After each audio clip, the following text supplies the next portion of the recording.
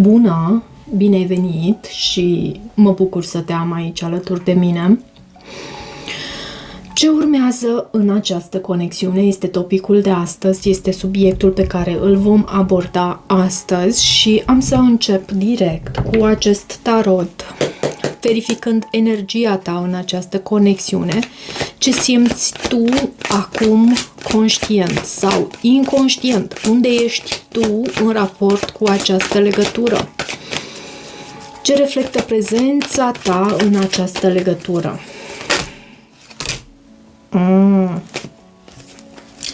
Văd la baza pachetului un as de monede, însă văd la tine și un 5 de cupe și justiția. Poate această persoană a luat o anumită decizie sau tu ai luat o anumită decizie de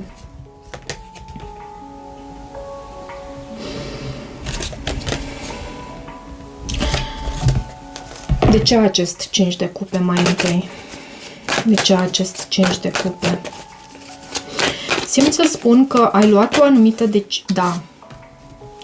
Ceva te stresează aici. Fie această persoană a luat o decizie de a se detașa. Uite, e mai clar acum.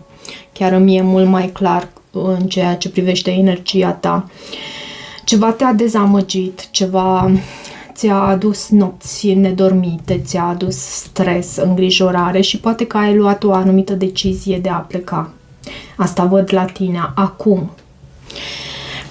Hai să văd și energia celuilalt.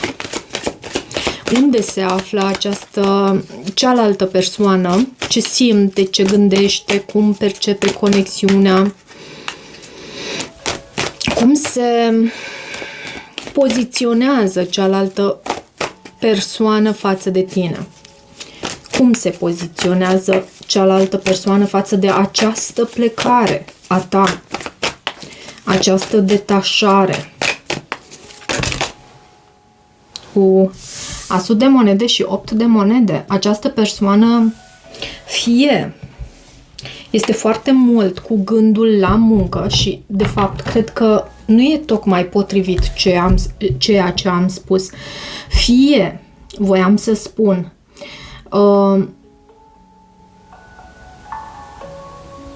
vrea să repare ceva anume aici cu tine și cred că asta este cel mai potrivit acest lucru este cel mai potrivit ca interpretare aici, sau pentru că a existat această detașare a ta, această plecare a ta. Această persoană își ocupă timpul cu munca sa, cu jobul său, cu hobby-urile sale, cu ceea ce îi poate acapara din atenția sa și asta tocmai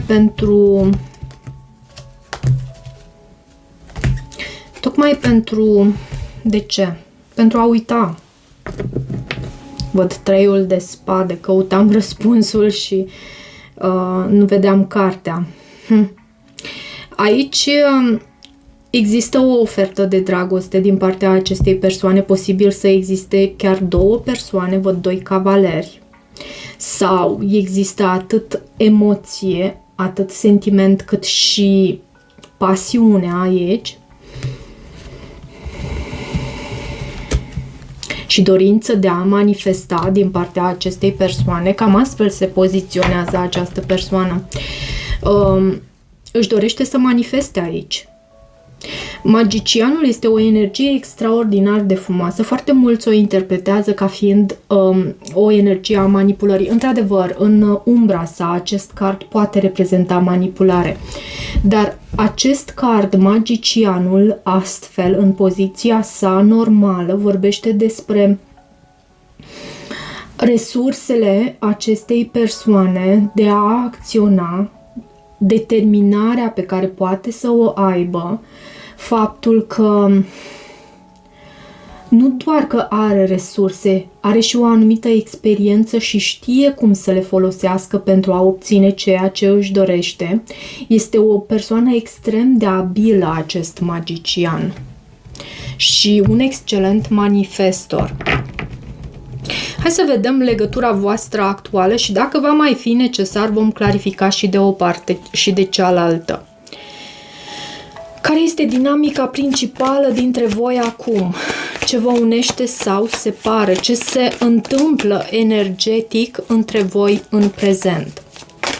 Care este dinamica principală dintre voi acum? Pajul de bâte și nebunul. Este vorba despre a merge la drum spre un nou început. Însă, pentru că avem cele trei energii, pajul de bâte, nebunul și cavalerul acesta de spade,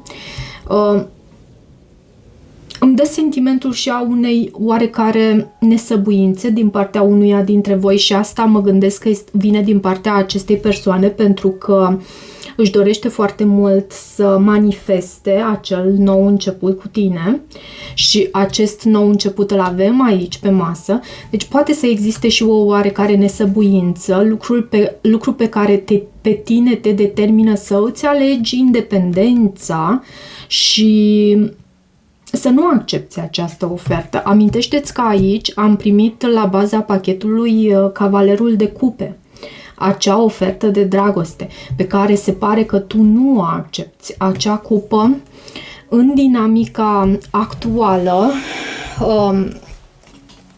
cam astfel merg lucrurile. În ceea ce se întâmplă energetic între voi în prezent. Și cred că ești tu, această persoană, care nu știu exact ce a făcut această persoană, a dat dovadă de nesăbuință și nu știu cum. Pentru fiecare cred acum că va fi diferit. De lipsă de maturitate. Până la urmă nici nu am văzut niciun rege până acum. Împăratul nici atât. Ok, hai să vedem ce lecție spirituală sau rană se reactivează și se cere vindecată aici între voi. Ce lecție spirituală sau rană se reactivează și se cere vindecată, deși faptul că acest nou început e întârziat, deși ai de a face cu o persoană cu resurse, cred că vorbește de la sine și despre lecția care se reactivează aici și se cere vindecată. Ce lecție spirituală se reactivează aici și se cere vindecată? Temperanța, vindecarea dintre voi. De asemenea, răbdarea, necesitatea aceasta de a avea răbdare pentru acest nou început cu iubire. Pentru unele dintre voi sau unii dintre voi poate fi vorba și despre o persoană nouă. După o dezamăgire în trecutul tău, aici simt, poate să fie vorba și despre o persoană nouă și posibilitatea de a avea un nou început cu această persoană. Însă, un nou început care se lasă greu așteptat și mult așteptat. Ceea ce se activează ca rană aici și se cere vindecată este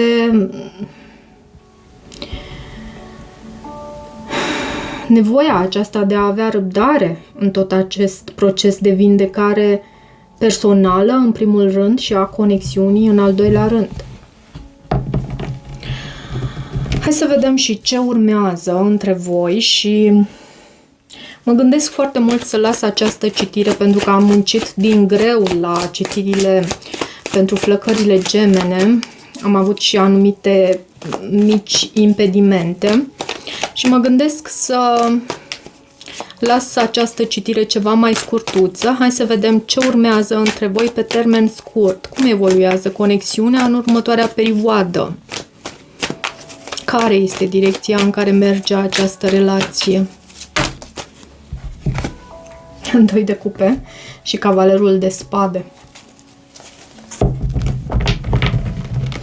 Doiul, să știi că Există această posibilitate de a forma un parteneriat cu această persoană și e unul frumos. Avem doiul de cupe. Însă, există și posibilitatea asta de a rata această oportunitate dacă nu deschizi ochii. Și spun rata cu ghilimelele de rigoare, pentru că am sentimentul că la tine tu încă nu ești pentru cine citesc astăzi, ok? Pentru energia pe care am prins-o astăzi pe masă. Tu încă nu ești în acel moment în care să fii deschisă pentru un nou început cu iubire, pentru acel as de cupe. Ai anumite temeri aici. Ți se pare că ceva nu este corect față de tine. Și poate că așa este, nu doar că ți se pare. Însă amintește-ți că este o credință a ta. Uite, și 10 de cupe aici. Vreau să văd de ce acest cavaler de spade. Cavalerul de spade poate să reprezinte acțiune, comunicare, poate să reprezinte o oportunitate extrem de frumoasă. Da, și regele de cupe. În sfârșit un rege, o persoană matură pe masă și lumea. Poate să aibă loc comunicare între voi cu aceste două carduri, comunicare în planul, cred că în online, nu știu dacă face-to-face, deși poate fi și cu acest 2 de cupe, pentru că îl avem și acesta pe masă. Mai mult tind să cred online, mesaje și avem roata norocului. Această persoană reușește să pună roata în mișcare și poate chiar să aducă o reconciliere aici între voi, dacă este vorba despre o persoană veche din trecutul tău, uite, și asul de cupe. După o anumită perioadă de așteptare, în sfârșit, ai sentimentul că poți să ai încredere în această persoană. În sfârșit, și asta se va întâmpla undeva în viitor, ok? Dacă lucrurile decurg, dacă tu ai rezonat până aici, lucrul acesta se va întâmpla undeva în viitor.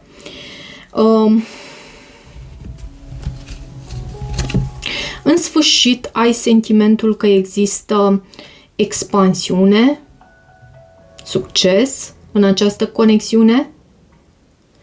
Poate că timpul divin se va arăta într-un mod neașteptat, ok, dar se va arăta aici. Am văzut, mă uitam la ochii uite, să îți arăt și ție, și de aceea am pomenit despre timpul divin. La ochii acestui arhanghel din Cartea Judecata. Vine momentul să vă întâlniți, să comunicați, să vă reconciliați. Și regele acesta de cupe e o persoană care, într-adevăr, uneori poate să fie foarte închisă, în sensul că nu își arată pe față emoțiile, sentimentele, trăirile sale, dar simte profund. Această persoană simte profund și e o persoană care comunică foarte bine în planul acesta relațional. E o persoană care iubește și diplomată, echilibrată, în niciun caz într-un mod haotic, deși avem acest cavaler de spade. Cred că aici stă mai mult pentru acțiune din partea acestei persoane, pentru comunicare din partea acestei persoane. Nu văd ceva haotic. Nu simt acest lucru. Hai să vedem și un mesaj, 2 din partea acestei persoane, după care vom încheia citirea. Ce mesaj avem din partea acestei persoane? Nu înțeleg. Ceva anume această persoană nu înțelege.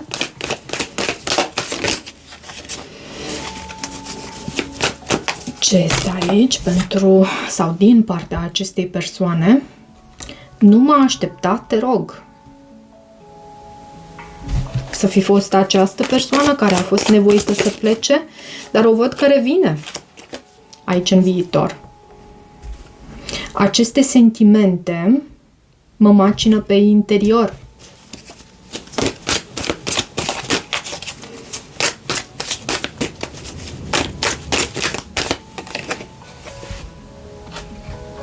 Mi-aș dori să pot să fiu ca tine și mai vreau un mesaj.